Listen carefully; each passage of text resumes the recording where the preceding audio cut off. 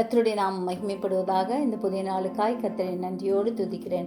இந்த புதிய நாளின் தியானத்துக்காய் எடுத்துக்கொண்ட வசனம் யோவேல் தீர்க்கதரிசன புஸ்தகம் 2வது அதிகாரம் 26வது வசனம். நீங்கள் சம்பூர்ணமாக சாப்பிட்டு திருப்தி அடைந்து உங்களை அதிசயமாய் நடத்தி வந்த உங்கள் தேவனாகிய கர்த்தருடைய நாமத்தை துதிப்பீர்கள். என் ஜனங்கள் ஒருபோதும் வெட்கப்பட்டு போவதில்லை. அதிசயமாய் நடத்தி வருகிறார் கர்த்தர் நம்மோடே கூட இருக்கிறார். மலைகள் விலகினாலும் பர்வதங்கள் நிலை பெயர்ந்தாலும் ஆண்டவருடைய கிருபை ஒரு நாளும் நம்மை விட்டு விலகாது. அவர் நம்மோடே கூட என்றும் இருக்கிற தேவனாய் இருக்கிறார். மாறாத கிருபையை பற்றி கொள்வோம். நம் தேசத்திலே நம்மை சுகமாய் இருக்க பண்ணுகிற ஆண்டவர் நம் கூடவே இருக்கிறார்.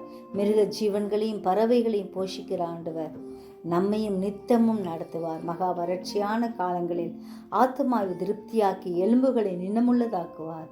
நம்மை திருப்தியாய் போஷிக்கிற கர்த்தர் சதா காலங்களிலும் வெட்கப்படாமலும் கலங்காமலும் இருக்க செய்வார். ஜெபிப்போமா.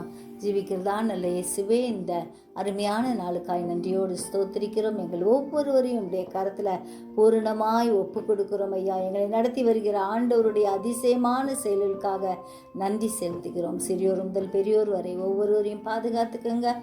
தூரத்திலும் சமீபத்திலும் இருக்கும் உடைய பிள்ளைகளை கர்த்தர் பாதுகாக்கும்படியாய் ஜெபிக்கிறோம். உலக சமாதானத்துக்காய் ஜெபிக்கிறோம்.